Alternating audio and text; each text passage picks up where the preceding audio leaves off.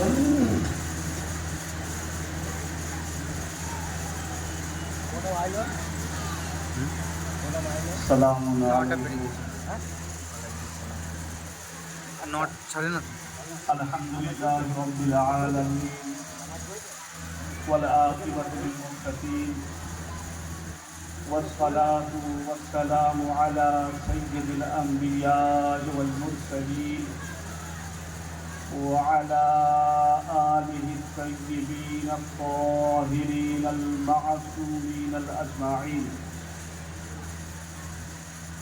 أما بعد فأعوذ بالله من الشيطان الرجيم وبركاته. بسم الله الرحمن الرحيم.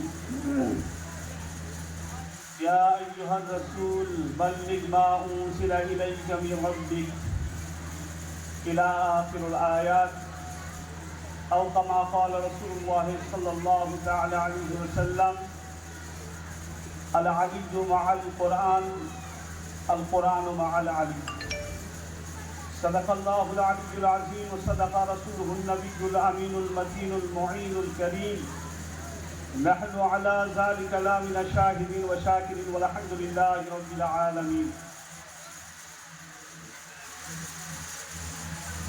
সকলকে আমি গুনাহগার, আমার তরফ থেকে ঈদে গাদিরের প্রেম প্রীতি শুভেচ্ছা অভিনন্দন। সকলকে বলি ঈদে গাদির মোবারক। আজকে আমরা যে দরবারে সমাবেত হয়েছি, এই দরবারের যতই আমরা প্রশংসা করি খুব কম। আমি আমাদের হুজুর পীর কিবলার আমার অন্তর থেকে অভিনন্দন যে আজকে এই ঈদে গাদিরের এই সুন্দর অনুষ্ঠান সুসাজিত করেছেন। এতক্ষণ যাবৎ আপনারা শ্রবণ করছিলেন মাওলা আলী কাররামুল্লাহ ওয়াজহাহুল কারীম, ওনার ফজিলত, ওনার প্রশংসা।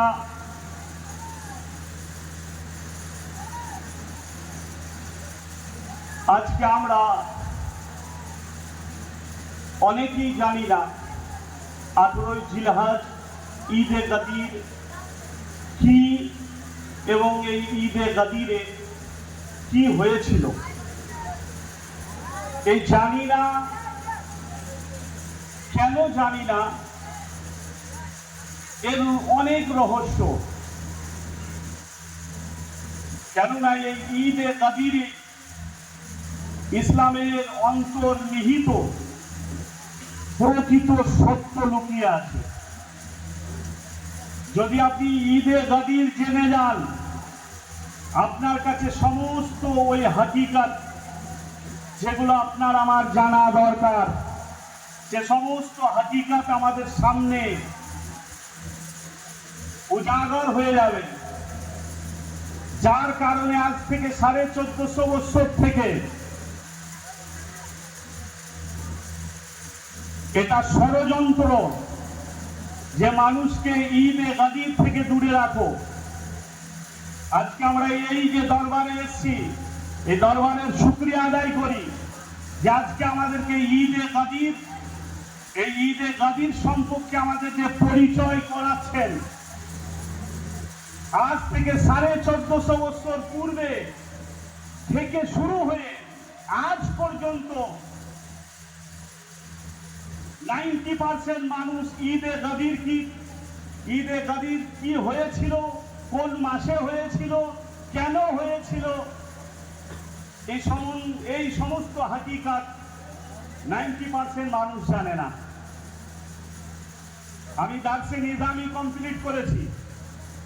আমি একটা খুব বড় সড়ো মাদ্রাসা থেকে দার্সে নিজামি অর্থাৎ ফজিলত পাস করেছি। আমি নাম বলবো না, অসুবিধা আছে। আমরা বুখারী পড়েছি, মুসলিম পড়েছি, আবু দাউদ পড়েছি, নিসাই পড়েছি, সিহাসিত্তার সমস্ত কিতাব পড়েছি। দুর্ভাগ্যের বিষয়, আশ্চর্য হয়ে যাবেন, আমি ইতিপূর্বে জানতাম না যে ঈদে গাদির কি জিনিস। বলবেন তাহলে মাদ্রাসা থেকে সমস্ত মৌলানা সাহেবরা পড়ে আসছে, এনারা কি ঈদে গাদির সম্বন্ধে জানে না? না, 90% মৌলানা সাহেবরা জানে না ঈদে গাদির কি জিনিস। কেন? আমি প্রথমেই বলেছি, ঈদে গাদির এই ইসলামের অন্তর্নিহিত প্রকৃত সত্য লুকিয়ে আছে। এই ঈদে গাদিরকে লুকানো হয়েছে। দার্সে নিজামি যে সমস্ত মাদ্রাসাতে পড়ানো হয়, অধিকাংশ মৌলানা সাহেবকে কাল সকালে গিয়ে জিজ্ঞাসা করবেন যে ঈদে গাদির সম্বন্ধে আপনি কোনো হাদিস পড়েছেন? মৌলানা সাহেব আপনাকে উত্তর দেবেন না, ঈদে গাদির সম্বন্ধে কোনো হাদিস আমি পড়ি নাই। তাহলে আজকে এই সময়ে আপনি ঈদে গাদিরের হাকিকত জানবেন কি করে? মৌলানা সাহেব নিজেই পড়ে না ঈদে গাদির। আর আজকে দেখবেন অনেক খানকা আছে, অনেক সিলসিলার, অনেক তরিকার পীর সাহেবও জানেন না যে ঈদে গাদির কি জিনিস। উনি মুরিদানকে কি বলবেন যে ঈদে গাদির কি জিনিস? তার মানে পীর সাহেব আরো অন্যান্য খানকা ওনারা জানেনই না যে ঈদে গাদির কি জিনিস। এই ঈদে গাদির কি হয়েছিল? ঈদে গাদিরে, এই ঈদে গাদিরের হাকিকত যদি আপনি জেনে যান, আপনার জীবন সার্থক হয়ে যাবে। আল্লাহ রসুল সাল্লাল্লাহু আলাইহি সাল্লাম, ভাইজান এতক্ষণ বলছিলেন, আমাদের ওবায়দুল কাদের সাহেব বলছিলেন, আল্লাহ রসুল সারা জীবনে একটাই হজ করেছে, যাকে হজ্জুল বেদা বলা হয়, আখিরি হজ বলা হয়। এই আখিরি হজের পর আল্লাহ রসুল কয়েকদিন গুনে চুনে, কোন কিতাব এসছে 1.5, কোন কিতাব এসছে 2 মাস, এর মধ্যে আল্লাহ রসুলকে শহীদ করা হয়েছিল। আর আল্লাহ রসুলকে শহীদ করা হয়েছিল এর কারণও হচ্ছে ঈদে গাদির। এই ঈদে গাদিরেরই রিয়াকশন ছিল রসুলকে শহীদ করা। আপনি অনেক মৌলানা সাহেবের মুখে শুনবেন আল্লাহ রসুলকে শহীদ করা হয়েছিল, বলবেন মৌলানা সাহেব আল্লাহ রসুলকে কিভাবে শহীদ করা হয়েছিল? বলবে ওই যে খাইবারের যুদ্ধ হয়েছিল, ওই খাইবারে একজন ইহুদি নারী আল্লাহ রসুলকে বিষ পান করেছিল। না, এটা হাকিকত নয়। কারা ছিল আল্লাহ রসুলকে বিষ পান করিয়েছিল? কেন বিষ পান করিয়েছিল? তো ঈদে গাদিরের রিয়াকশন ছিল রসুলকে বিষ পান করানো। এর জন্য কোরআনে যে শব্দটা এসছে ওয়াসামিকো, এই যে শব্দটা, আপনি ভয় করবেন না। কোন জায়গায় তো ভয় ছিল, কোন জায়গায় তো ভয় ছিল, যার কারণে রসুল বলছেন, আল্লাহ রসুল বললেন, রসুলকে দিয়ে আল্লাহ বলালেন, এ রসুল আপনি ভয় করবেন না, আপনি নিশ্চিন্তে বলে দেন কি, যে আমার পর এই যে রেসালাতের দরওয়াজা বন্ধ, আর কোন নবী আসবে না, এবারে আমার পর বেলায়েতের দরওয়াজা শুরু। বেলায়েতের মহাসম্রাট মওলা আলী শুনলেন, জিনার হাত ধরে আল্লাহ রসুল তুলে বলেছিলেন। এখানে কয়েকটি কথা আমি আরো অ্যাড করছি। আল্লাহ রসুল ওই গাদিরের খুনের ময়দানে 1.25 লক্ষ হাজিদেরকে একত্রিত করেছিলেন। 3 দিন ধরে রসুল অপেক্ষা করেছিলেন, যারা চলে গেছো ঘুরে এসো, যারা আসছো তাদের জন্য ওয়েট করা হচ্ছে। উটের পালান খুলে নিয়ে আল্লাহ রসুল মিম্বার তৈরি করলেন, মিম্বারের ওপরে চাপলেন, অনেক বড় লম্বা খুতবা আল্লাহ রসুল দিলেন। আমি ওদিকে দেখছি না, শর্ট টাইম। আল্লাহ রসুল লাস্টে বললেন যে আমার মাওলা হচ্ছেন আল্লাহ, আমার মাওলা হচ্ছেন আল্লাহ। আচ্ছা, মাওলা মানে কি হবে? মৌলানা সাহেবরা মাদ্রাসাতে মাওলা মানে দোস্ত বলে, মাওলা মানে অভিভাবক। না হলে রসুল বললেন যে আমার মাওলা হচ্ছেন আল্লাহ, আমার অভিভাবক হচ্ছেন আল্লাহ। এরপরে রসুল বললেন আমি সমস্ত মুমিনদের অভিভাবক। 2 নম্বর, আমার মাওলা হচ্ছেন আল্লাহ, আমি সমস্ত মুমিনদের, মুমিনদের নয়, মুমিনদের, আমি সমস্ত মুমিনদের মাওলা। তৃতীয় কথাতে আল্লাহ রসুল বললেন মান কুনতু মাওলা ফাহাযা আলীকুন মাওলা।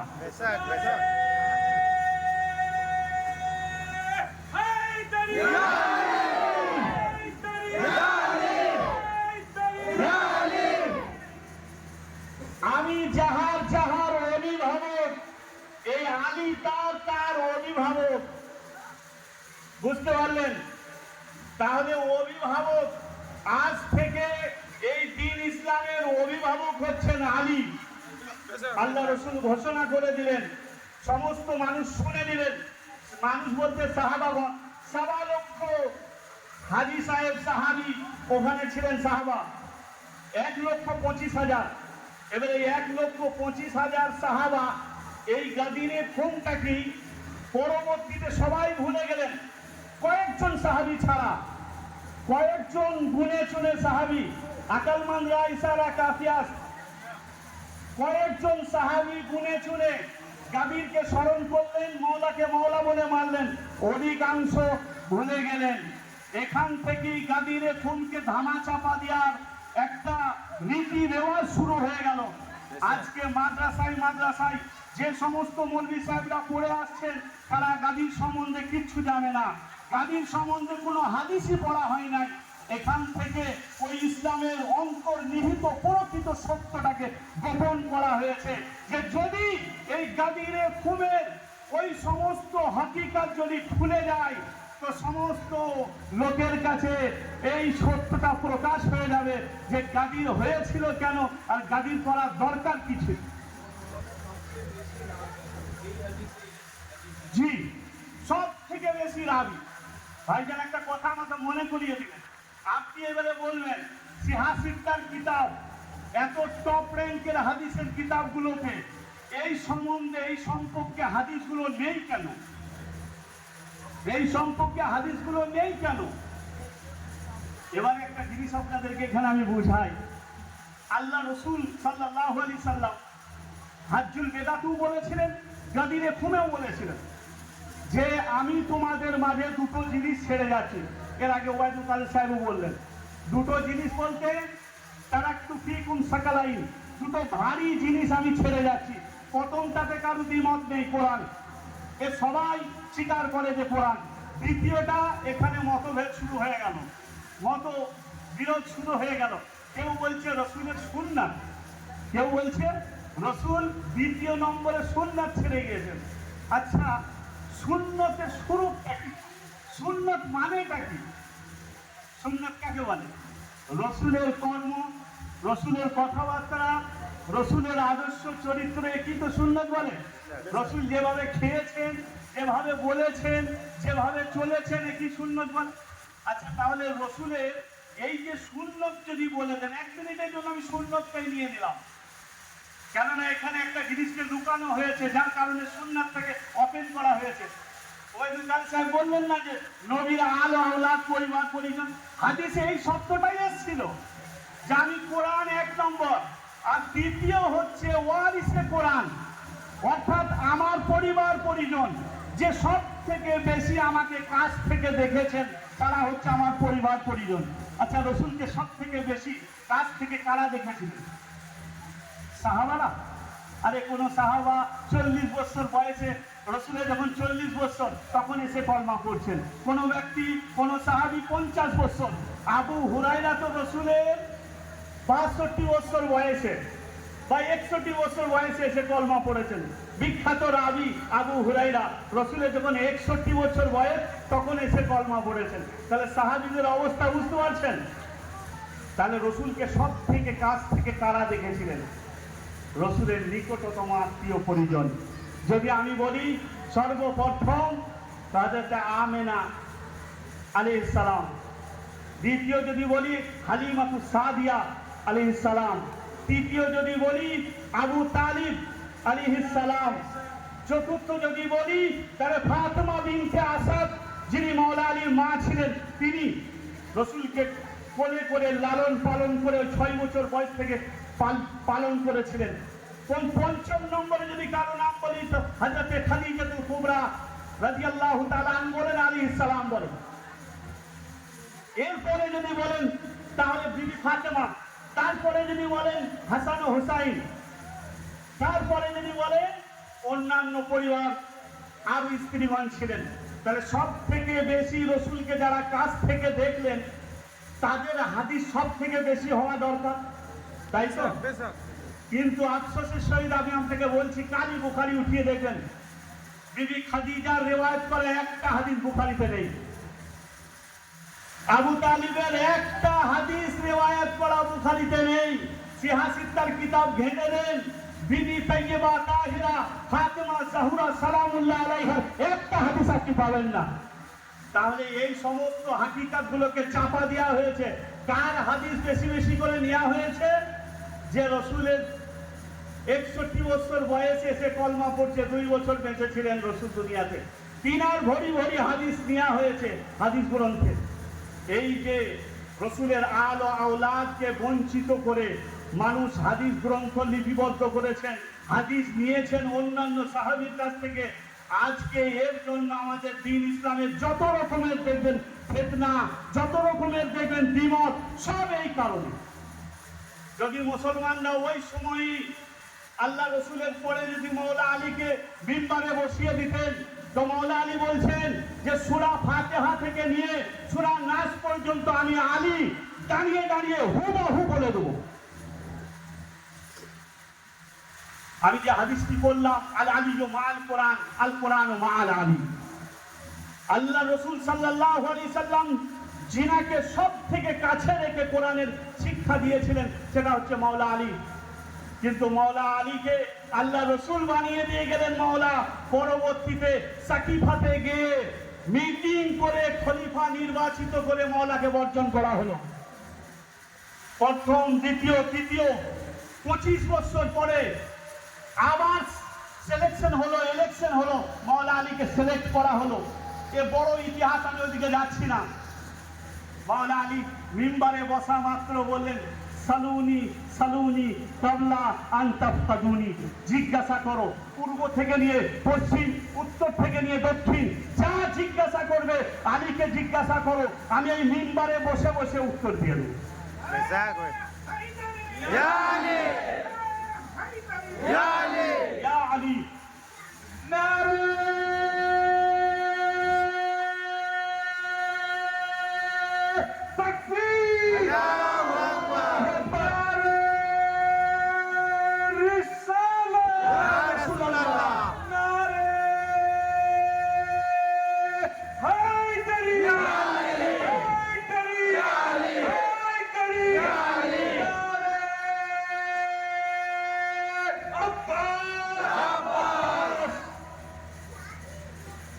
মওলা বসা মাত্র বললেন, সালুনি সালুনি, যা জিজ্ঞাসা করবে করো, যে প্রশ্ন যে বিষয়ে আমাকে জিজ্ঞাসা করবে করো। আজ পর্যন্ত লোক এটাই দেখতেন যে মিম্বারে যে বসতেন সেই বলতেন, যতক্ষণ আমি সোজা রাস্তায় চলবো আপনারা আমার সাথে সাথে চলবেন, যখনই দেখবেন আমি অন্যদিকে চলে যাচ্ছি আপনারা আমাকে সচেতন করবেন। আর মওলা মিম্বারে বসা মাত্র বলছেন, সালুনি, জিজ্ঞাসা করো, যা জিজ্ঞাসা করো। একজন ওইখানেই ছিল, উঠে দাঁড়িয়ে বলল, আলী তুমি সালুনি বলছো, আমি যদি জিজ্ঞাসা করি আমার মাথায় কতগুলো চুল আছে, তুমি উত্তর দিতে পারবে? মওলায়ে কায়নাত, ইলমের সমুদ্র, বেলায়াত জগতের মহাসম্রাট মওলা আলী বললেন, শোন, সূরা ফাতিহা থেকে নাস পর্যন্ত আলী যদি হুবহু শুনিয়ে দেয় তাহলে তোর প্রশ্নের উত্তর দিতে পারবে না। বল তুই কি প্রশ্ন করতে চাস? বলে আমার মাথায় কতগুলো চুল আছে। মওলা আলী বলে, যদি আমি বলে দিই তোর মাথায় এতগুলো চুল আছে, তুই এই বিষয়টা ভেরিফাই কার কাছ থেকে করে নিবি যে আমি ঠিক বলছি না ভুল বলছি? ভেরিফাই কার কাছ থেকে করবি? লোকটা বসে গেল। এরকমই মওলাকে যখন প্রশ্ন করা হতো, যে বিষয়ে প্রশ্ন করা হতো, আল্লাহ তাবারাক তাআলা এই খলিফা রসুলের প্রতিনিধি ওসি, ওনাকে আল্লাহ তাবারাক তাআলা এমন জ্ঞান দিয়েছিলেন, জ্ঞানের শহর ছিলেন, জ্ঞানের ভান্ডার ছিলেন। কুফার মসজিদে বসে মওলা আলী বললেন, যে যে ধর্মের আছো শুনে নাও, আজকে আলীর হুকুমত চলছে, যেভাবে যে ব্যক্তি অন্যায় করবে তার ধর্মগ্রন্থ অনুযায়ী আলী তার সাজা দেবেন। মানুষ আশ্চর্য হয়ে গেল। একজন ইহুদি দাঁড়িয়ে বলল, আলী আমার ধর্মগ্রন্থ কোরআন নয়, আমি একজন ইহুদি, তাহলে আমার বিচার কোন গ্রন্থ থেকে হবে? মওলা আলী বললেন, তোমার গ্রন্থ থেকে আমি তোমার বিচার করব। সেই ব্যক্তি বললেন, বলো আমার কিতাব সম্বন্ধে তোমার কি নলেজ আছে? মওলা আলী বললেন, প্রশ্ন করো, যেটা প্রশ্ন করবে, একটা দুটো তিনটে যতগুলো প্রশ্ন করে মওলা আলী ওর ধর্মগ্রন্থ থেকে ওর হিসাবে উত্তর দিয়ে নিয়ে এলেন, আর উত্তর দেওয়ার পরে বললেন বলো আর কোনো প্রশ্ন আছে? বিরাদরান ইসলাম, আজকে আমাদের দুর্ভাগ্যের বিষয় যে আমরা যে আহলে বাইয়াতকে আল্লাহ রাসূল সাল্লাল্লাহু আলাইহি সাল্লাম ধরে রাখতে বললেন, যে বিষয়টার দিকে আমি চলে এলাম ঘুরে, যে আল্লাহ রাসূলের সুন্নাত, তো আল্লাহ রাসূলের সুন্নাত সব থেকে বেশি ওনার আহলে বাইয়াত, ওনার পরিবার পরিজন জানতেন।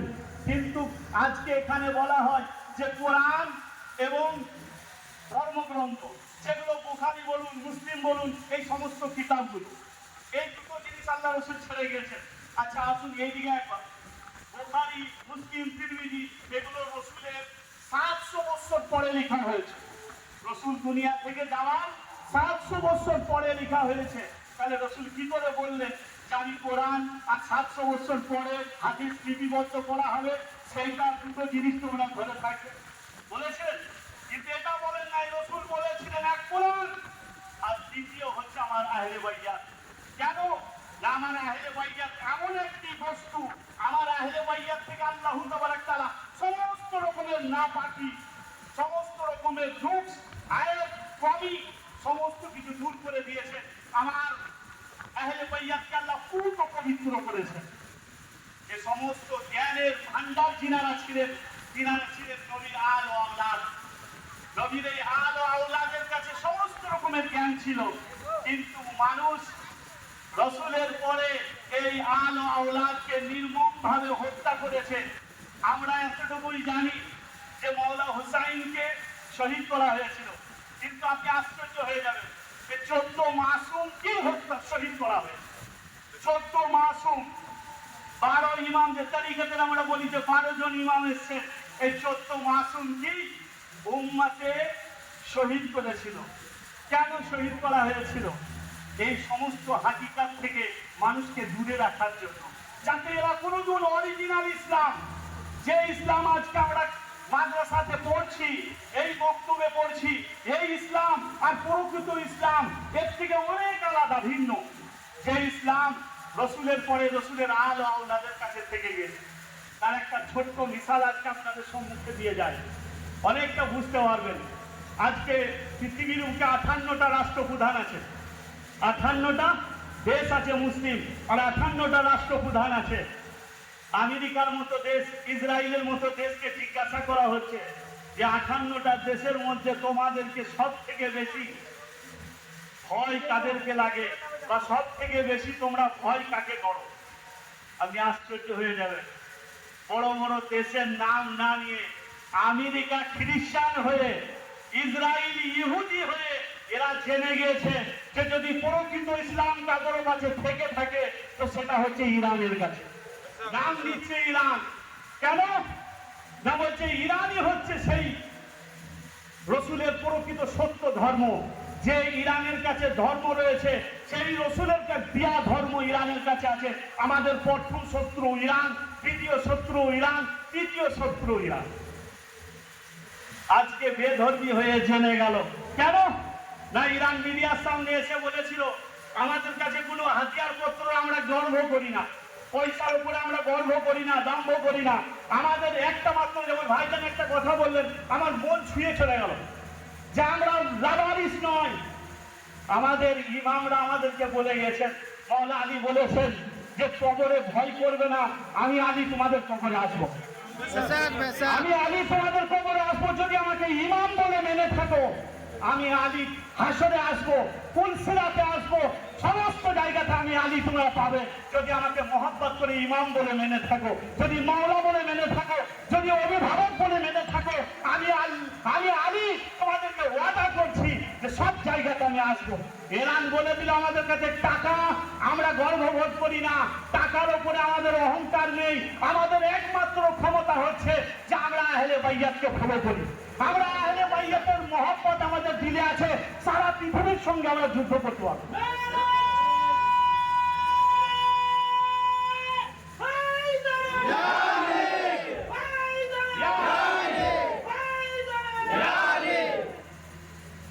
আমরা লাওয়ারিস নয়। এই অন্তরের মধ্যে মাওলা হুসাইনের মহব্বত রাখুন, আজাদারি কখনো ছাড়বেন না। আজাদারি কখনো ছাড়বেন না। ফতোয়া তো ইয়েজিদ দিয়েছিল, মুয়াবিয়া দিয়েছিল, সবাই দিয়েছিল ফতোয়া। কেউ মারা গেলে কান্না করো না, রদন করো না। রদন করা আল্লাহ রাসূলের সুন্নাত। রদন কে করে? যার জানের জিনিস হারিয়ে যায় সে রদন করে। আমাদের মোহাম্মদ মাওলা হুসাইনের সঙ্গে আছে।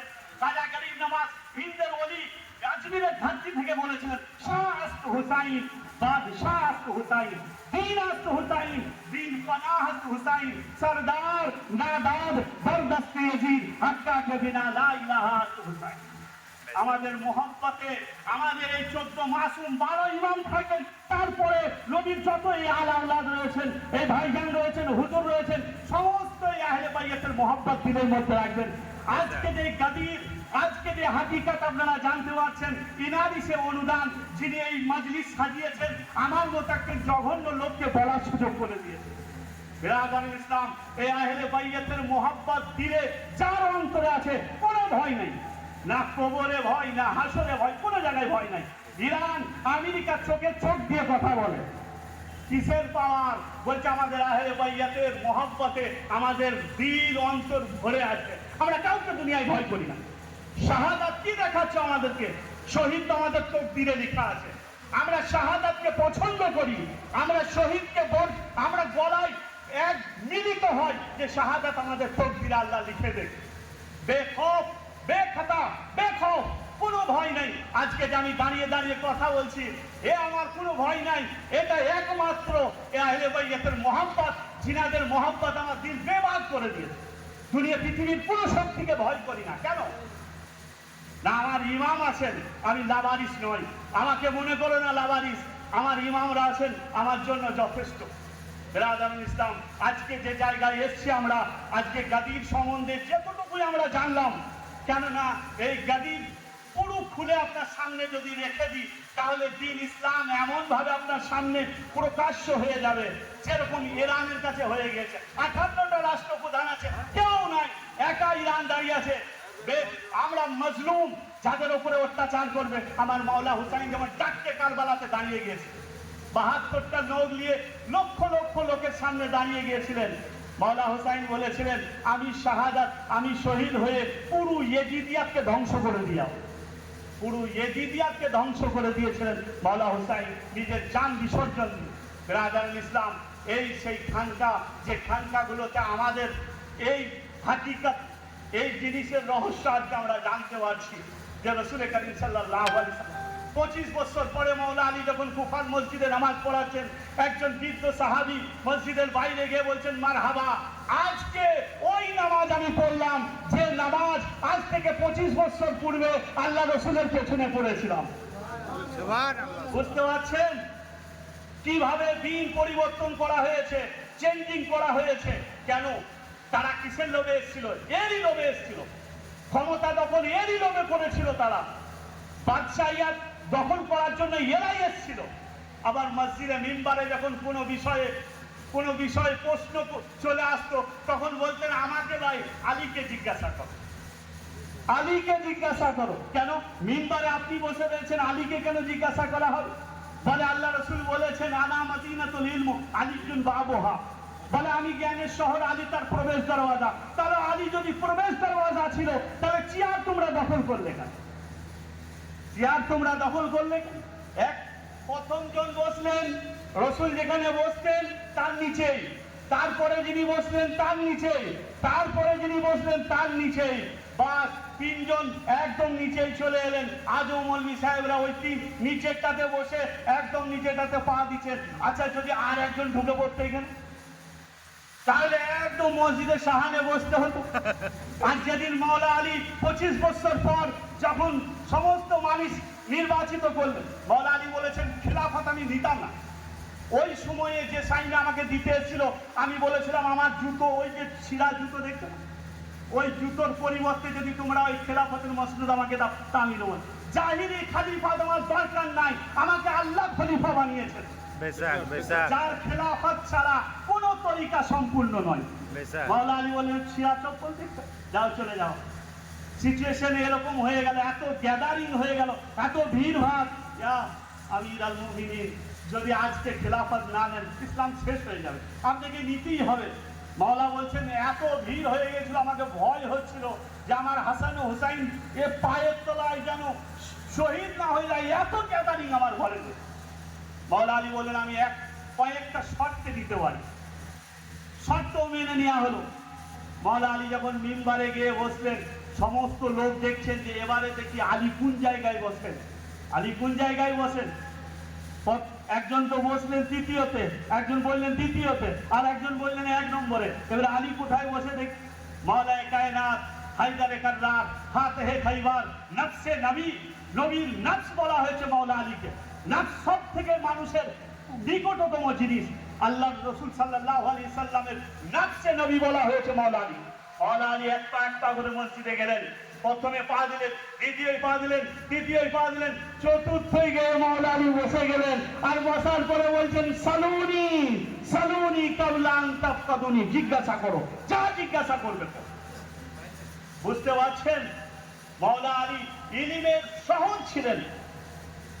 একজন আফসোস করে বলেছিলেন যে যদি মাওলাকে ওই যুদ্ধের ময়দানে ব্যস্ত না রেখে যদি মিম্বারে দাঁড় করিয়ে মুসলমানরা শুধু প্রশ্ন করে যেত, আজ পর্যন্ত কোনো এমন প্রশ্ন থাকতো না যে প্রশ্নের উত্তর মাওলা মিম্বারে বসে বসে না দিত। আল্লাহ তাবারাক তাআলা ইনাদেরকে পুত পবিত্র করেছিলেন, কোন লোভ লালসা ইনাদের মধ্যে ছিল না। মাওলা এমন একজন ব্যক্তি ছিলেন যার তলোয়ার ছাড়া ইসলাম চিরঋণী, যার তলোয়ারের ঋণ আজ পর্যন্ত ইসলাম দিতে পারেন নাই, এখনো পর্যন্ত দিতে পারবে না। ওনার আল ও আওলাদ কুরবানি দিয়ে আজকে ইসলামকে সেজে গিয়েছেন। মাওলা আলী জুলফিকার ময়দানে যখন মাওলা নামতেন, আল্লাহ রাসূল সাল্লাল্লাহু আলাইহি সাল্লাম কোনো বিপদে পড়লে মাওলা আলীকে নাম ধরে ডাকতেন যে আলী এসো আমার সাহায্য করো, এসো দিন ইসলামের সাহায্য করতে। আজ আমরা বলি না ইয়া আলী মাদাদ, তো বহু লোকের চুলকানি হয়, বলে তুমি কেন বলছো ইয়া আলী মাদাদ? আরে রাসূলকে জিজ্ঞাসা করো যে খাইবারের প্রান্তরে আল্লাহ রাসূল সাল্লাল্লাহু আলাইহি সাল্লাম 30 দিন সময় দিয়েছিলেন যে 30 দিনের মধ্যে আমরা ফাতহ করে নেব।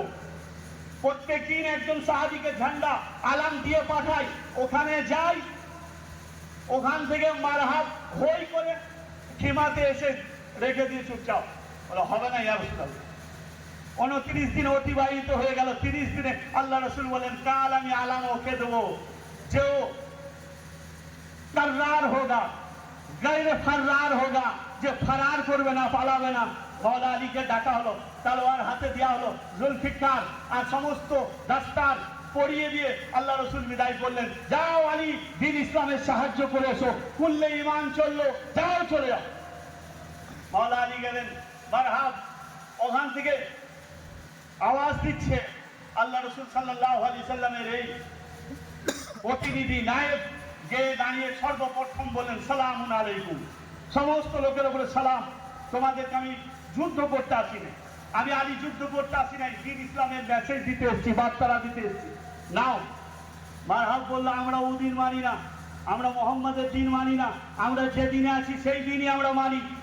অনেকক্ষণ কথা হলো, তারপরে যখন মারহাব যুদ্ধ করার জন্য এলো, মাওলা আলী বললেন আমি প্রথমে হামলা করবো, ওয়ার প্রথমে আমি করবো না, তুমি করো। মারহাব বললো যে দেখো যদি তুমি না করো তোমার আফসোস থেকে যাবে। বলে আমার নাম কি জানো? বলে কি? বলে মারহাব, আমার মা আমার নাম রেখেছিল মারহাব।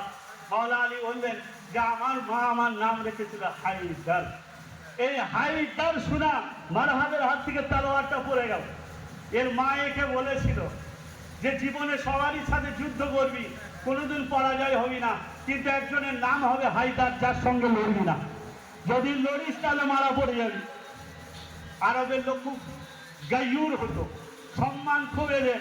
তলোয়ার আবার তুললো, দেখছে তলোয়ার পড়ে গেছে, তারপরেও তলোয়ার তুলে বলছে এবারে যুদ্ধ করবো। মাওলা আলী বললেন তুমি প্রথমে বার করো। প্রথম বার করলেন, মাওলা আটকিয়ে দিলেন। এবারে মাওলা বললেন যে এবারে এখনো বলছি তোমাকে, আমি তোমাকে দাওয়াত দিচ্ছি ইসলামে। বলে আমি ইসলাম ধর্ম গ্রহণ করবো না। বলে তাহলে এবার আটকাও। মাওলা জুলফিকার তুললেন, ওপর দিয়ে তোলার পরে যখন বার করলেন, আজও ইতিহাস সাক্ষী আছে, মাওলানা সাহেবের মুখে শুনতে পাবেন, মারহাবের ঢাল কেটে মারহাব 2 পিস হয়ে একদম মাটিতে এসে গেঁথে গেছিল তলোয়ার। মাওলা তলোয়ার তুলে নিলেন। এই মাওলা যত যুদ্ধে গেতেন আল্লাহ রসুলের খিমার সামনে এমন ভাবে দাঁড়াতেন আর দাঁড়িয়ে বলতেন, যতক্ষণ আলী দাঁড়িয়ে আছে, কোনো মায়ের লাল যদি থাকে যেই আলী সামনে এসে মোহাম্মদের মোকাবেলা করবে, তা আলীকে সরিয়ে তারপরে যেতে হবে মোহাম্মদের কাছে। সারা জীবন আল্লাহ রসুলের এমন ভাবে হেফাজত করতেন, যেখানে যেতেন আল্লাহ রসুলের ঢাল স্বরূপ মাওলা হেফাজত করেছিলেন। নাফসে নবী ছিলেন। সব থেকে বেশি যে সাহাবীর ব্যাপারে রিওয়ায়াত এসেছে হাদিসে, সেটা হচ্ছেন মাওলা আলী ইবনে আবি তালিব। সব থেকে বেশি বলবেন, সব থেকে বেশি কি করে বললেন? সিহাসিত্তার কথা নয়, অন্যান্য পৃথিবীর যত ধর্মগ্রন্থ, যত আছে হাদিসের গ্রন্থ আছে, এগুলো সব থেকে বেশি মাওলা আলীর ফজিলত এসছে। একা মাওলার যত ফজিলত এসছে অন্য কোনো সাহাবীরা কেন? 9 বছর বয়সে সর্বপ্রথম যিনি কলমা পড়েছিলেন দাওয়াতে জুলাশিরা, যেটা আবু তালিবের ঘরে হয়েছিল। আজকে মুসলমানরা বলে, আফসোসের বিষয়, রিওয়ায়াতটা বুখারীতে এসছে, যেটা আমার ভাই উবাইদুল কাদের বলছিলেন, হযরত ইবনে আব্বাস আর একজন রাবী আছে আবু হুরায়রা, নামটা নিলেন না উনি, বলছে রসুলকে কানে কানে বললেন যে চাচা কলমা পড়ে নাও, আর চাচা বললেন আমি কলমা পড়বো না। কোথা বললেন? কানে কানে বললেন। ঘরের ভেতরে বললেন, দেখেন ধূপবাজি আপনি ধরতে পেরে যাবেন।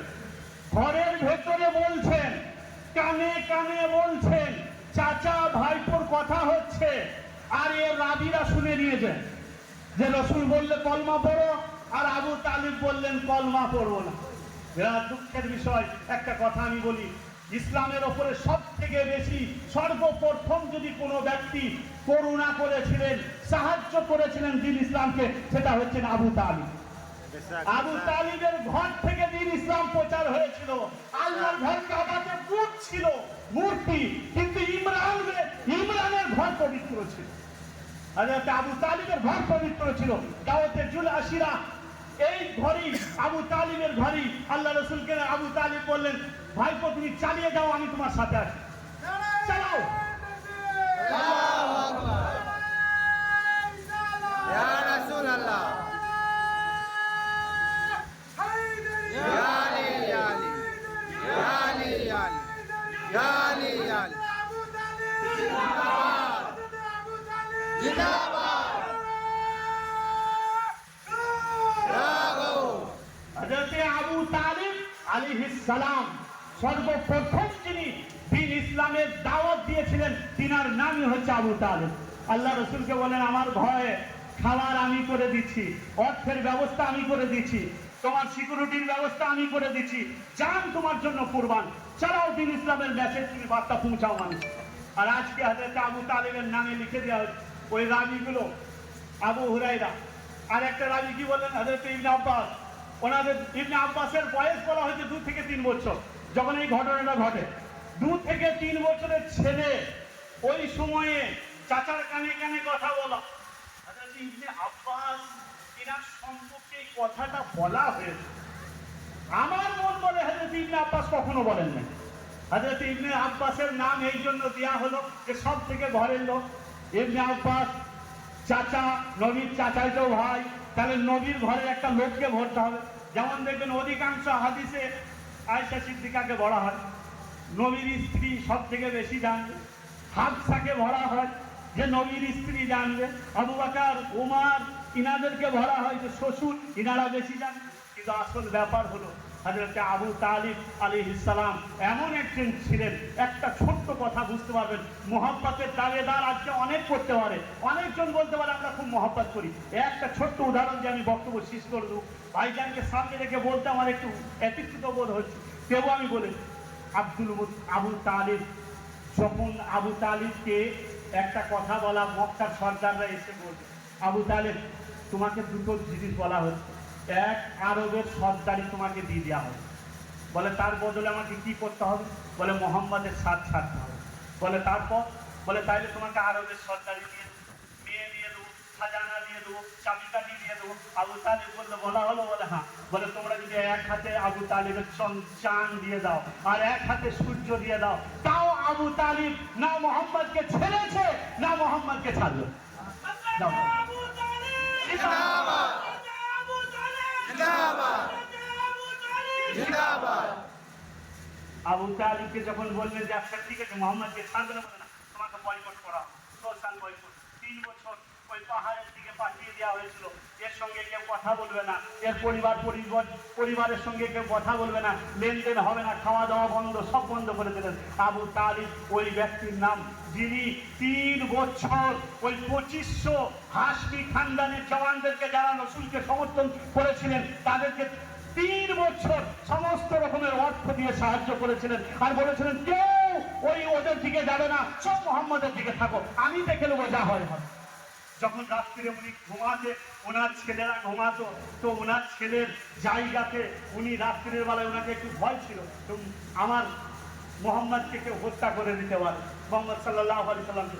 উনি কি করতেন, রাতের অন্ধকারে ওনার ছেলে যিনারা শুয়ে আছেন ওনার ছেলেগুলোর মধ্যে একটা ছেলেকে সরিয়ে দিতেন, আর মোহাম্মদ সাল্লাল্লাহু আলাইহি সাল্লামকে এসে শুইয়ে দিতেন, এসে ক্যাঁথাটা ঢাকা দিয়ে দিতেন, কালো চাদর এরকম ঢাকা দিয়ে নিজের ছেলেটাকে গিয়ে যেখানে আল্লাহ রসুল মোহাম্মদ সাল্লাল্লাহু আলাইহি সাল্লাম শুয়েছিলেন সেখানে শুয়ে দিয়ে মুখটা ঢাকা দিয়ে দিতেন।